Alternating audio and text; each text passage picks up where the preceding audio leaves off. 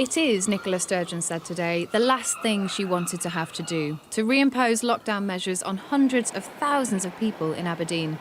But COVID-19 is spreading out of control again here, people flooding to bars and restaurants at least partly to blame. Unless the situation improves, schools may not reopen. From today, people in Aberdeen should not go into each other's houses. We will be introducing regulations, we will publish these later today, requiring all indoor and outdoor hospitality in the city to close by 5 p.m. today. The last thing we want to do is reimpose these kinds of restrictions. But this outbreak is reminding us just how highly infectious COVID is. This is also about doing everything we can to ensure our children can return to school next week.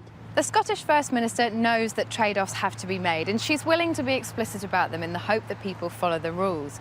But here in Westminster, the idea of a nationwide compromise, like closing pubs to open schools, is still being written off by Number 10.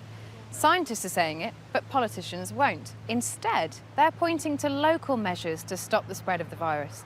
We will have to look at this on a case-by-case basis, but the approach is very much on looking at this at a localised level. But of course, the message is very clear, is that we want all schools to be coming back with all pupils in September. But what if local lockdowns don't work? Ministers guarantee that children will go back to school in September, but if the virus takes hold again, can they deliver? The Labour leader says time is running out to prove it. We need to get our children back into schools. That has to be the priority. But the government is running out of time. We've got schools reopening in September. We've got outbreaks of the infection across the country. And the government's got basically the months of August to get a grip on this. It's the height of summer and the virus is already starting to gather pace again in some UK towns and cities.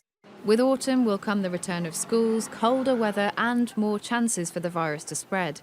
Like it or not, that might mean trade-offs for us all. Kate McCann, Sky News.